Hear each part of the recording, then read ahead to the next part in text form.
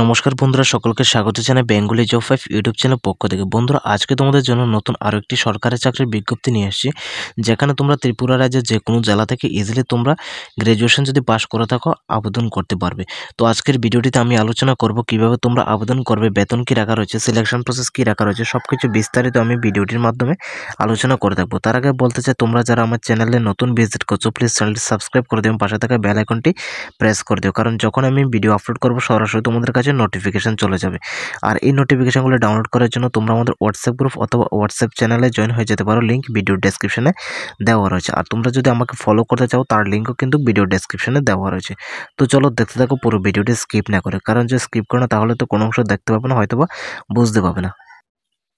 তো বন্ধুরা, দেখতে পাচ্ছ এটা হচ্ছে অফিসিয়াল বিজ্ঞপ্তি, যেটা এজিএমসি মানে Agartala government medical research college থেকে এখানে রিলিজ করা হয়েছে। ঠিক আছে, এই নোটিফিকেশনটা তোমরা গুগলে গিয়ে যখন এজিএমসি সার্চ করবে, ওই এজিএমসির কেরিয়ার লিস্টে তোমরা এখানে নোটিফিকেশনটা পেয়ে যাবে। ঠিক আছে, তো আমি যেটা গুরুত্বপূর্ণ সেগুলো আমি তোমাদের সাথে আলোচনা করছি এবং সেগুলো আমি নোটিশের মধ্যে হাইলাইটেড করে দিয়েছি। ঠিক আছে, তো এখানে যে ডেটটা রাখা রয়েছে সেটা 11ই এপ্রিল 2025, মানে নোটিশটা রিলিজ করা হয়েছে এপ্রিলের 11 তারিখ। ঠিক আছে, এবার এখানে অনেকগুলি পোস্ট এখানে রিক্রুটমেন্ট করা হচ্ছে, যেমন ল্যাবরেটরি টেকনিশিয়ান রয়েছে, অ্যাসিস্ট্যান্ট রয়েছে, লোয়ার ডিভিশন ক্লার্ক রয়েছে মানে এলডিসি পোস্ট, এবং রয়েছে তোমার প্রজেক্টের টেকনিক্যাল অফিসার এবং অ্যাকাউন্ট্যান্ট অ্যাসিস্ট্যান্ট। ঠিক আছে, বিভিন্ন রকম পোস্ট এখানে নিয়োগ করা হচ্ছে এবং বিভিন্ন রকম ভ্যাকেন্সিও রাখা রয়েছে।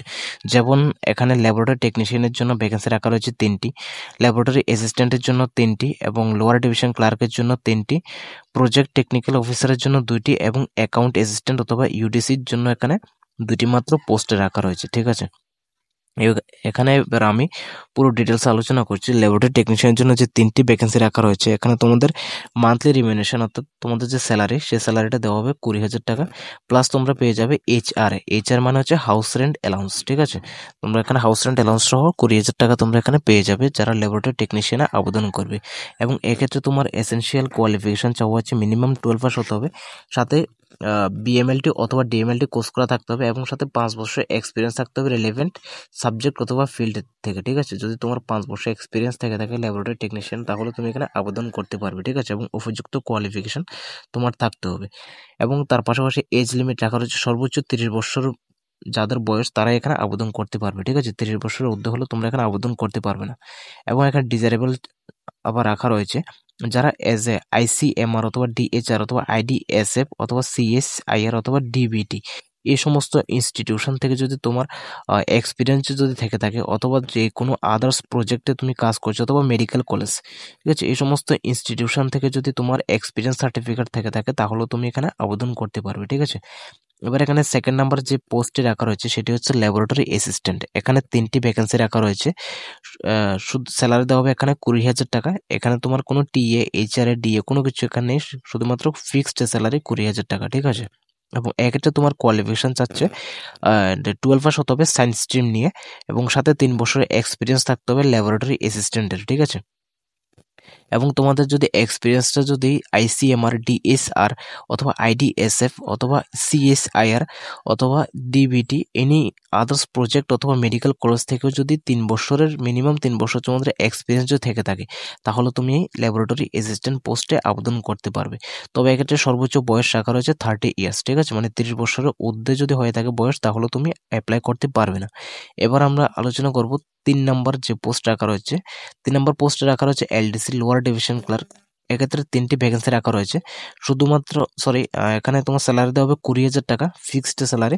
তবে এখানে কোয়ালিফিকেশন চাওয়া হচ্ছে শুধুমাত্র 12 পাস হলে চলবে, এবং সাথে বলা হচ্ছে knowledge of computer application and data management, মানে কম্পিউটার অ্যাপ্লিকেশন সম্পর্কে তোমার নলেজ থাকতে হবে, এবং সাথে যদি 12 পাস করে থাকো ইজিলি তুমি আবেদন করতে পারবে। সর্বোচ্চ বয়স রাখা রয়েছে 30 বছর। ঠিক আছে, 18 থেকে 30-এর মধ্যে বয়স হয়ে থাকলে তাহলে তুমি এখানে আবেদন করতে পারবে। 4 নম্বর যে পোস্টে রাখা রয়েছে এটি হচ্ছে project technical officer. Project technical অফিসারের জন্য এখানে 2টি ভ্যাকেন্সি রাখা রয়েছে, স্যালারি দেওয়া হবে 32,000 টাকা, এবং এসেনশিয়াল কোয়ালিফিকেশন চাওয়া হচ্ছে গ্রাজুয়েট হতে হবে in any subjects from life science, medical laboratory technology and public health অথবা সোশ্যাল ওয়ার্ক অথবা rural health management from a recognized university, মানে রিকগনাইজ যে কোনো একটা ইউনিভার্সিটি থেকে তোমার গ্রাজুয়েট হতে হবে। নিচে বিশদ যে কোর্সগুলো রয়েছে কোর্সগুলোর উপর তোমার গ্রাজুয়েট হতে হবে। ঠিক আছে, কোর্সগুলো কি কি আবার বলে দিচ্ছি। Life science, medical laboratory technology, public health and social work and rural health management, এই সমস্ত বিষয়ের উপর যদি তোমার গ্রাজুয়েট করা থাকে রিকগনাইজড ইউনিভার্সিটি থেকে, তাহলে তুমি এখানে আবেদন করতে পারবে প্রজেক্ট টেকনিক্যাল অফিসার পদের জন্য। ঠিক আছে, তবে এখানে সর্বোচ্চ বয়স রাখা রয়েছে 35 বছর। 18 থেকে 35-এর মধ্যে বয়স হলে আবেদন করতে পারবে, তার উপরে যদি বয়স হয়ে থাকে তাহলে তুমি আবেদন করতে পারবে না। তারপর এখানে যে পোস্টে রাখা রয়েছে এটি হচ্ছে অ্যাকাউন্ট অ্যাসিস্ট্যান্ট পোস্ট। অ্যাকাউন্ট অ্যাসিস্ট্যান্টের জন্য এখানে মাত্র শুধু 2টি ভ্যাকেন্সি রাখা রয়েছে, এবং এখানে যে স্যালারি দেওয়া হবে সেটা হচ্ছে ফিক্সড পে স্যালারি, প্রায় 20,000 টাকা তোমাদের এখানে স্যালারি প্রোভাইড করা হবে। ঠিক আছে, এবং এখানে যে এসেনশিয়াল কোয়ালিফিকেশন চাওয়া হয়েছে সেটি হচ্ছে গ্রাজুয়েশন কমপ্লিট করা হলে চলবে। ঠিক আছে, যে কোনো স্ট্রিম থেকে হোক, সেটা আর্টস অথবা কমার্স অথবা সায়েন্স, যে কোনো স্ট্রিম থেকে যদি তুমি গ্রাজুয়েশন কোয়ালিফিকেশন করে থাকো ইজিলি তুমি এখানে আবেদন করতে পারবে। এবং তোমাদের এখানে যে বয়স সীমা রাখা রয়েছে সেটা 18 থেকে 35-এর মধ্যে বয়স হলে ইজিলি তুমি এখানে আবেদন করতে পারবে। ঠিক আছে, তারপর নিচে কিছু টার্মস এন্ড কন্ডিশন রাখা রয়েছে। তবে প্রথম নাম্বারে যে টার্মসটি রাখা রয়েছে সেই টার্মসের মধ্যে একটি লাইন লেখা রয়েছে, the post is purely temporary and are based on the tenure of the project. মানে এখানে তোমাদের যে নিয়োগটা করবে এটা একটা প্রজেক্টের আন্ডারে নিয়োগটা করা হবে এবং সেটা কন্ট্রাকচুয়াল বেসিস। ঠিক আছে, purely temporary and contractual basis এখানে নিয়োগটা করা হচ্ছে। তো পরবর্তীকালে হয়তো তোমাদের এটা রেগুলাইজেশন হতে পারে বা নাও হতে পারে। ঠিক আছে, এটা কোনো গ্যারান্টি নেই বা সিওরিটি নেই। তো তোমরা একবার টার্মস অ্যান্ড কন্ডিশনগুলো ভালোভাবে তোমরা একবার রিড করে নেবে। ঠিক আছে, তারপর আমরা দেখাচ্ছি অ্যাপ্লিকেশন অ্যান্ড সিলেকশন প্রসেস, কিভাবে তোমরা আবেদন করবে এবং কিভাবে তোমরা সিলেকশন পাবে। ঠিক আছে, তো আবেদন প্রসেসের জন্য সবার প্রথমে তারা এখানে মেনশন করেছে কমপ্লিট বায়োডাটা, মানে তোমাদের প্রথমে একটা বায়োডাটা ক্রিয়েট করতে হবে। ঠিক আছে, এবং পরবর্তীকালে with self attested scan copy all supportive documents মাধ্যমিক অনওয়ার্ডস। ঠিক আছে, মাধ্যমিক রিলেটেড তোমাদের অল ডকুমেন্টস প্রোভাইড করতে হবে, যেমন এর মধ্যে রয়েছে 10 পাসের অ্যাডমিট এবং সার্টিফিকেট অবশ্যই প্রোভাইড করতে হবে, সাথে 12-এর অ্যাডমিট এবং সার্টিফিকেট প্রোভাইড করতে হবে। এবং তার পাশাপাশি যারা বিএমএলটি অথবা ডিএমএলটি কোর্সে আবেদন করবে, তো তোমরা কি করবে, বিএমএলটি অথবা ডিএমএলটি যে লাস্ট সার্টিফিকেট রয়েছে, তোমাদের যে কোয়ালিফিকেশন সার্টিফিকেট বিএমএলটি অথবা ডিএমএলটি রিলেটেড, তো তোমরা ওই সার্টিফিকেট প্রোভাইড করতে হবে। সাথে তোমরা আবার 10th এবং 12 পাসের যে অ্যাডমিট অ্যান্ড সার্টিফিকেট ওইটাও কিন্তু তোমাদের প্রোভাইড করতে হবে। ঠিক আছে, এবং তার পাশাপাশি তোমরা আপলোড করবে তোমাদের এক্সপিরিয়েন্স সার্টিফিকেট, আধার কার্ড এবং পিআরটিসি।